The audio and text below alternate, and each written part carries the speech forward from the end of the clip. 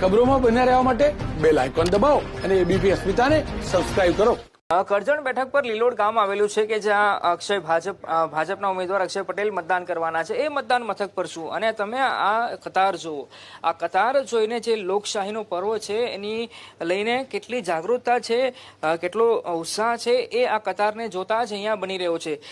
માત્ર આટલું જ નહીં કતાર, પરંતુ જે રીતે જો શિસ્તતાબદ્ધ રીતે આ તમામે તમામ મતદારો છે અહીંયા ઊભા છે અને પોતાનો મત આપવા માટે અહીંયા રાહ જોઈ રહ્યા છે.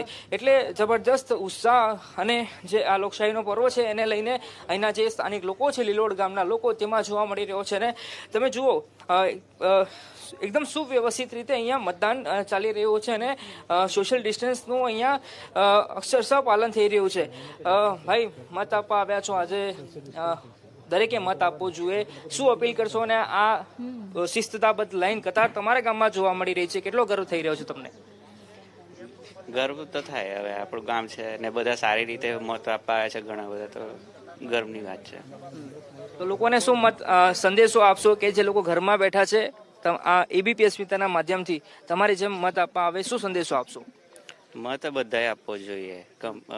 એક સારી વસ્તુ છે એ વસ્તુ, અને મત આપવાથી ઘણું બધું ડિસિઝન ને બધું ઘણું બધું લેવાતું હોય છે. ગામના વિકાસ માટે આપવો જોઈએ.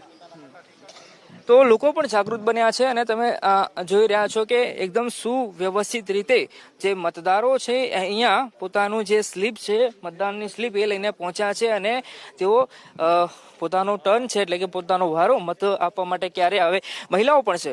મહિલાઓ પણ તમે જુઓ કે સવારથી, બેન, તમે અહીંયા આવ્યા છો મત આપવા માટે, કેટલા સજાગ છો તમારા મતાધિકારને લઈને, અને સુવ્યવસ્થિત રીતે મતદાન ચાલી રહ્યું છે? ખૂબ જ સારી રીતે ચાલે છે.